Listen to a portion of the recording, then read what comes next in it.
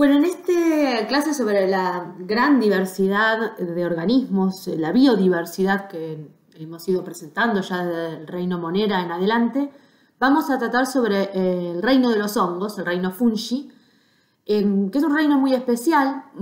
Estuvo involucrado durante mucho tiempo junto con las plantas, hasta que lo separaron en un reino completamente distinto porque se diferencia muchísimo de las plantas. Ahora lo vamos a ver a lo largo de la clase. Como les comentaba, la diversidad de los hongos es muy grande. Existen hongos desde que pueden ser organismos unicelulares hasta pluricelulares y muy grandes. Existen distintas formas de vida. Esto significa que pueden ser saprófitos, pueden estar en asociaciones mutualísticas con otras especies muy estrechas, hasta formar casi un organismo por separado, como el caso de los líquenes. Y también están relacionados con los procesos de descomposición en los ecosistemas, en lo que sería el proceso por el cual el mundo orgánico, o sea, las sustancias orgánicas se transforman en inorgánicas. O sea, son componentes muy importantes de los sistemas biológicos, los ecosistemas en general. Algunas características generales que incluyen, o sea, que por qué determinado organismo está incluido dentro del reino fungi.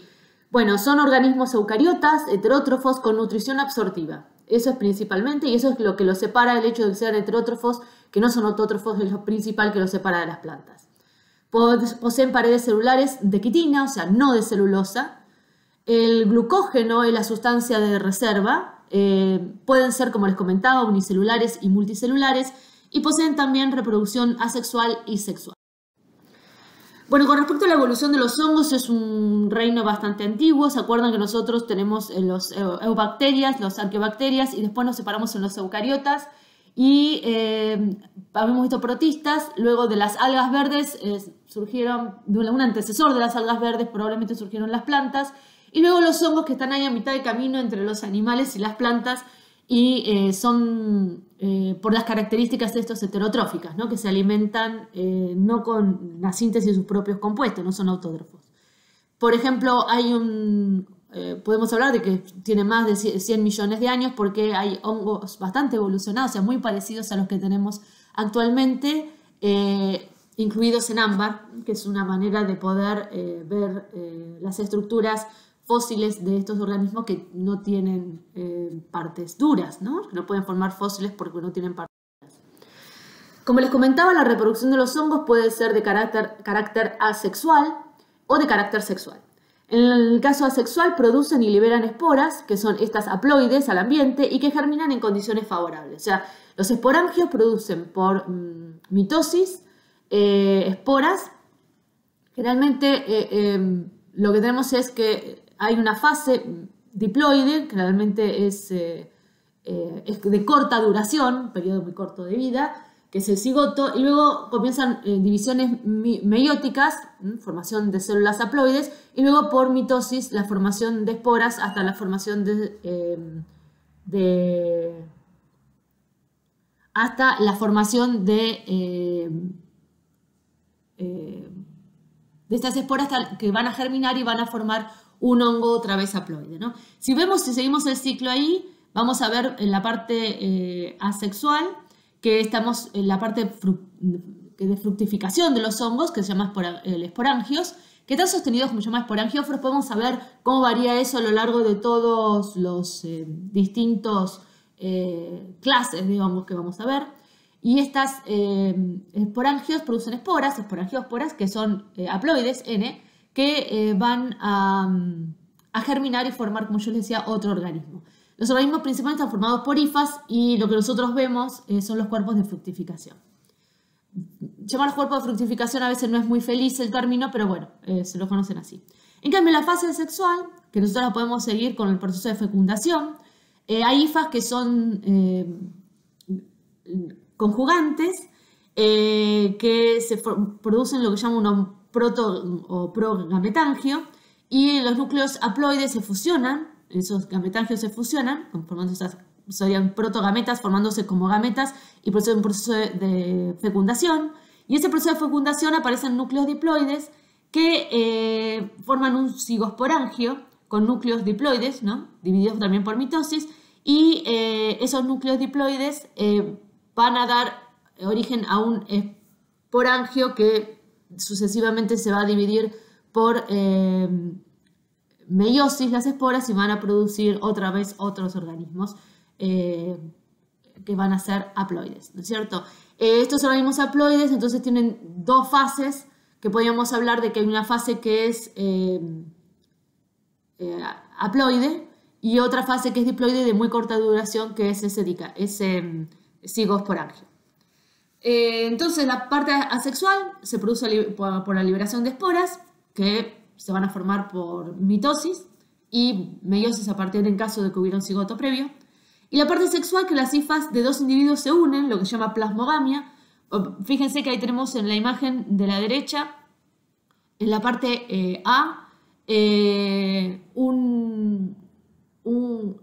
una parte, un esporangio o un cuerpo de fructificación positivo y otro negativo. Y eso es que son conjugantes. Entonces, esos dos núcleos que se van a unir van a formar lo que se llama un dicarión. Los núcleos luego se fusionan en una singamia formando una célula diploide 2N, que es ese cigosporangio o cigospora, y que por meiosis y sucesivas mitosis van a formar una nueva generación de hifas, un nuevo esporangio, luego liberación de esporas, etcétera, etcétera.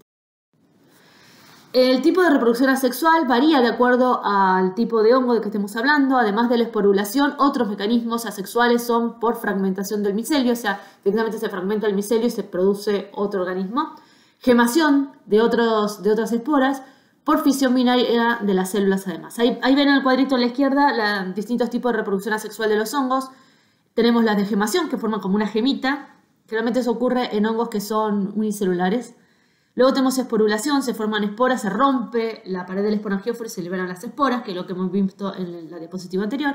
Y fragmentación directamente de las hífaras, que es una hifa vegetativa, que son esos filamentos que forman el cuerpo del hongo y que van a dar origen a nuevos honguitos que van a ir germinando a partir de cada uno de esos fragmentos de hifas. A la derecha vemos un ejemplo de fisión binaria, en este caso es el de una levadura. Bueno, vamos a hablar sobre la estructura general de los hongos. Es un hongo típico, un hongo de sombrero. Obviamente la foto de la izquierda no es una realidad, si no estaríamos en uno de los países que visitó Gulliver, sino que es un fotomontaje, pero para que vean que lo que nosotros vemos principalmente del hongo, cuando nos encontramos un hongo en el campo, claramente lo vamos a observar, van a ser de dos tipos, los más conspicuos, los que se ven más, que son los basidomicotas y los ascomicotas. En este caso es un basidomicotas, el hongo de sombrerito, el que comemos cuando son comestibles, obviamente, como los champiñones. Y eso es lo que vemos, se le llama una estructura reproductora o reproductiva, que está constituida por hifas, que son estructuras productoras de esporas en este caso. Y luego tenemos por debajo, que es el principal cuerpo del hongo, que se denomina micelio, que es un conjunto, un enramado de hifas que son absortivas, que van en este caso los hongos saprófitos que se alimentan de sustancias en putrefacción, son los que van a absorber las sustancias orgánicas y van a alimentar al cuerpo del hongo. Entonces, hablando de ese conjunto de hifas, se denomina micelio, es el cuerpo vegetativo del hongo que está compuesto por filamentos individuales tubulares de crecimiento muy rápido. Ahí vemos, por ejemplo, una imagen en la izquierda para que vean lo que hongo o seta y el micelio, que es muy grande. Y luego un micelio al descubierto en un proceso de excavación. Y luego una imagen de las hifas en ese entramado, como una maraña, ¿no? De células que son largas, generalmente se llaman cenocíticas, que tienen multinucleadas, a veces muy pocas tienen paredes celulares que dividen unas de otras, esas células, y que se ven ahí al microscopio. ¿Cómo se desarrolla este micelio? Bueno, una espora llega a un ambiente favorable, esa espora germina, la célula el núcleo N que tiene esa espora se va a multiplicar por mitosis y luego va a haber un crecimiento que es en términos apicales hacia el ápice, ¿no? Hacia uno de los extremos, y se pueden formar septos y se forman células multinucleadas. A veces esos septos quedan formados como paredes celulares completas y algunos se fraccionan, ¿no? Y quedan lo que se llaman grandes, largas hifas con muchos núcleos y se denominan a esas hifas en cuales no están las paredes completas que van a separar una célula de la otra, se denominan cenocíticas. Desarrollo de la hifa en ambiente de la hifa con bajos nutrientes, generalmente no se desarrolla muy bien, pero cuando hay una gran cantidad de nutrientes, el desarrollo generalmente es en términos circulares de la hifa y van a extenderse en una gran superficie. Bueno, eso da pauta que los que llaman corrillos de brujas, o a veces como descienden los ovnis, uno ve esos círculos en el terreno que parecen que se hubiera posado algo y que están quemados en la circunferencia, y es por esto que la espora germina y el micelio se extiende en forma periférica, ¿no es cierto?, hacia la periferia, formando como una especie de círculo en su extensión. Y ahí vemos los cuerpos de fructificación, se ven en la imagen de la izquierda, o sea, se ven los honguitos, ¿no? Los honguitos de sombrero. Y luego estos son ahí cuando tienen que producir esa estructura de fructificación, absorben muchos nutrientes, entonces como que parece que esa parte queda como quemada o como si alguien hubiera estado correteando en círculos, y por eso le llaman corrillos de brujas a ese tipo de círculos que pueden ser inexplicables, pero la verdad tienen una explicación.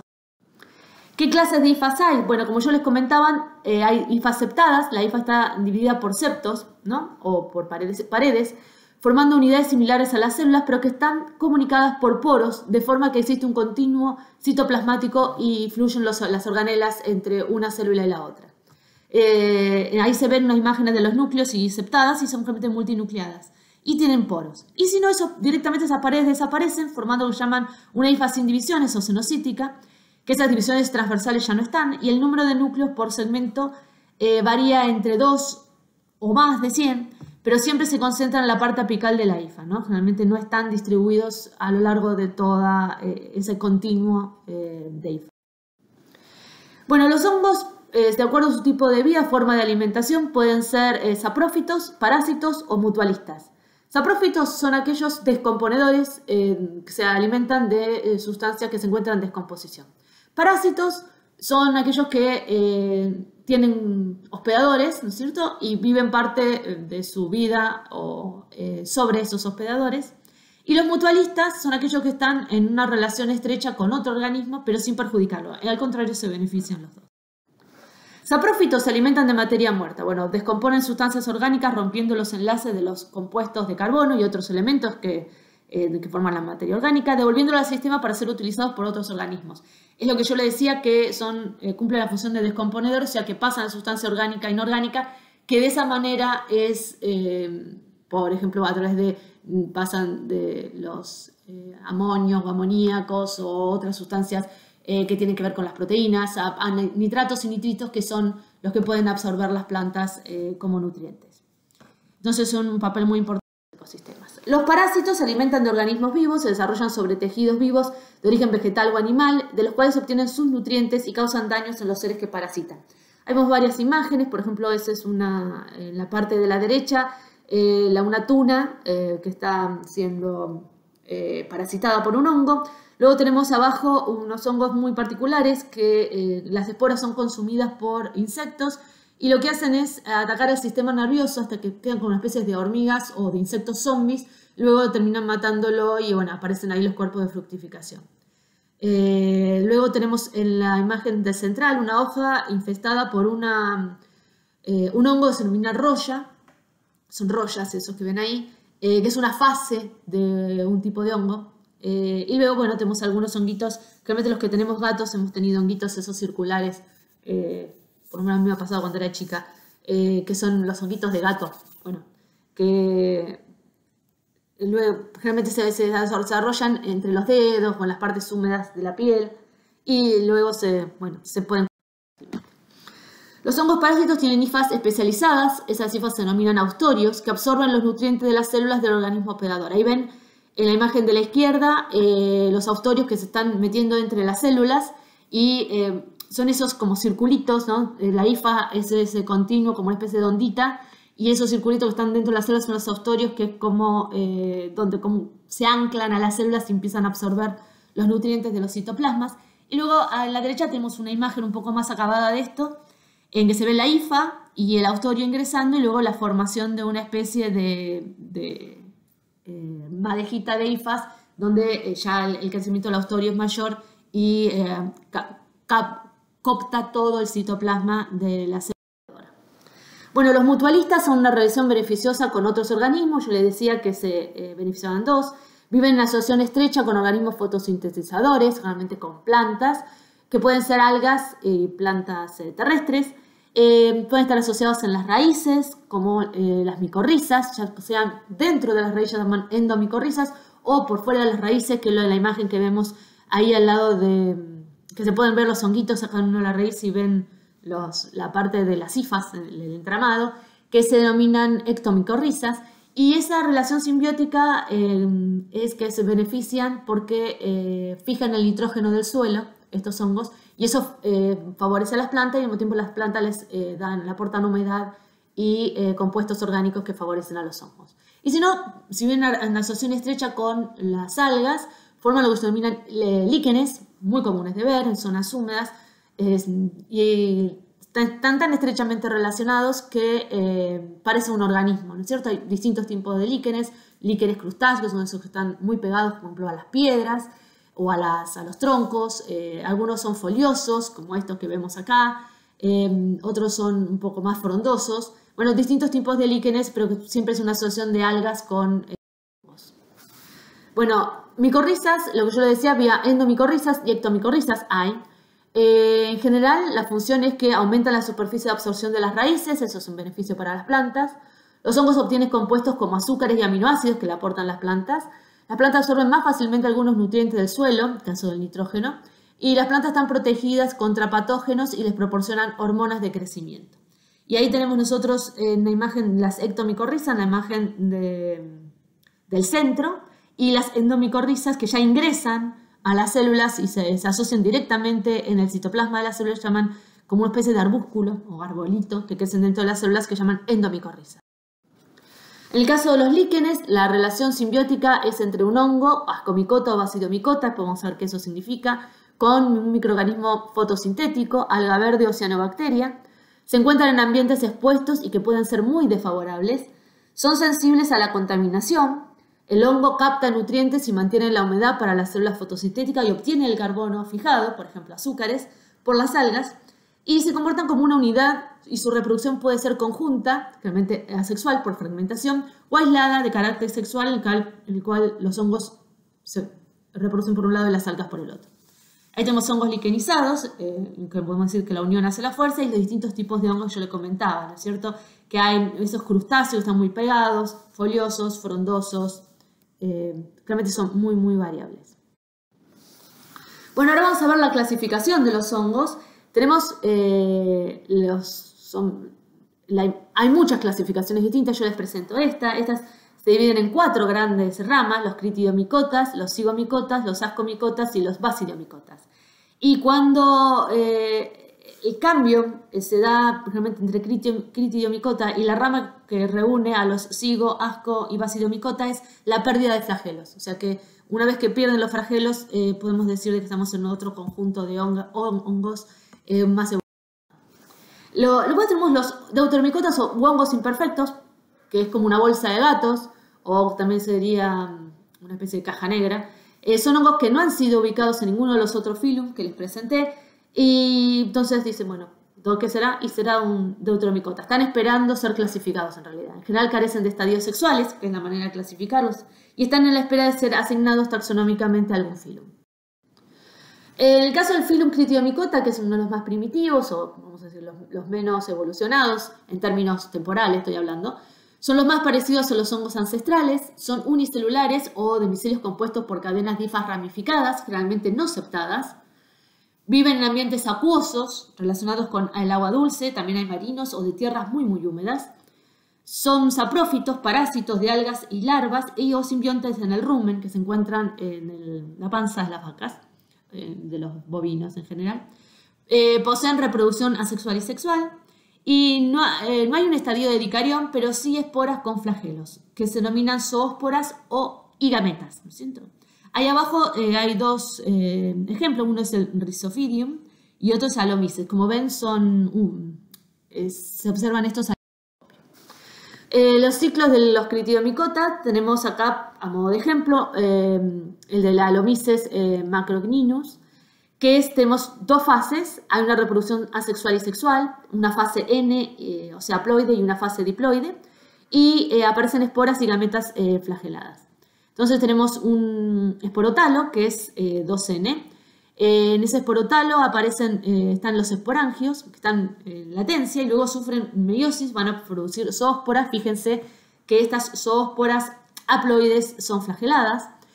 Cuando se liberan al ambiente forman quistes de resistencia, que siguen siendo haploides. Esos quistes germinan y van a dar lo que se denominan gametotalo, que es haploide. Acuérdense que el esporotalo es un diploide y el gametotalo es haploide. Luego de esos gametotalo, que se fijan por rizoides, se forman los gametangios. Hay gametangios femeninos y masculinos. Las gametas también son flageladas. Existe un proceso de plasmogamia, luego de cariogamia, o sea, primero unión de las células y luego unión de los núcleos hasta formar un cigoto diploide. Ese cigoto diploide también forma un quiste. Ese quiste germina y esa germinación va a dar origen a un esporotalo que es diploide. Entonces acá tenemos lo que llaman alternancia de generaciones. Tenemos una fase N y una fase 2N, que van a ver que esto se va a repetir aquí también en las plantas. El Phylum Zygomysota tienen hifas sinocísticas, multinucleadas, sin septos. No hay esporas ni otro tipo de células móviles o flageladas. El único estadio diploide es el cigoto, no hay un esporotalo diploide como en el caso anterior. No forman cuerpos fructíferos carnosos. Las hifas se diseminan aleatoriamente, o sea, al azar, con ocasionales esporangióforos, y son saprófitos, modo del pan, por ejemplo, como el moho del pan, o parásitos, ¿no? También aparece el moho de los, si deja uno un cítrico mucho tiempo, a veces dentro de la heladera pasa exactamente lo mismo, porque les conviene en los ambientes ácidos a este tipo de hongos, aparecen, ¿no? Dos ejemplos, Rhizophus, que es el más común de veces, un honguito negro, ese que le decimos nosotros moho, y el Pilobolus. Que ese es muy lindo porque esa cabezuela negra se desprende y salen todas las esporas, es muy pintoresco. El ciclo de un zigomicota también tiene reproducción sexual y asexual. En este caso, la fase preponderante es la haploide N, como lo habíamos dicho anteriormente, no la 2N. Solo hay una fase diploide, que es la zigóspora, y no hay esporas móviles, o sea, no tienen flagelos. Con respecto a la fase, vamos a empezar con lo que sería la parte sexual. Tenemos, hay gametangios, con gametas.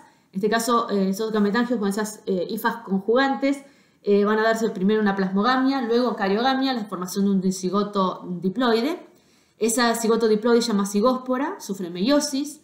Esa cigóspora se suelta, empieza a tener meiosis. Esa meiosis va a dar lugar a una germinación y a unos hongos que van a ser haploides, que va a producir un esporangio, y ahí entramos en la parte asexual, en el cual ese esporangio van a producir esporangiósporas que van a ser haploides, y esas van a germinar en el suelo formando otro honguito, que va a tener su estructura, va a ser en el cuerpo de fructificación un esporangióforo. Foro, acuérdense que en griego significa sostén del, o sea, sostén del esporangio, que hay una pared muy sutil llamada peridio y una columela que sostiene a todas las esporas que están adentro de ese esporangio.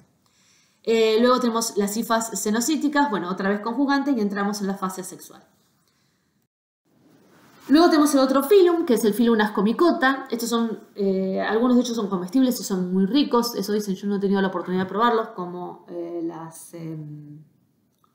me olvidé. Son tan ricos y son tan caros que uno no se acuerda. Ya me voy a acordar. Son hifas segmentadas por septos espaciados regularmente. Poseen estructuras sexuales reproductoras llamadas ascas, por eso su nombre Ascomycota. Son un grupo muy diverso, son saprófitos y parásitos, y pueden formar cuerpos de fructificación carnosos o ascocarpos. Y me acordé lo que querías decir, se llaman trufas. No las de chocolate, esos son trufas de verdad, son los hongos que son una exquisitez culinaria.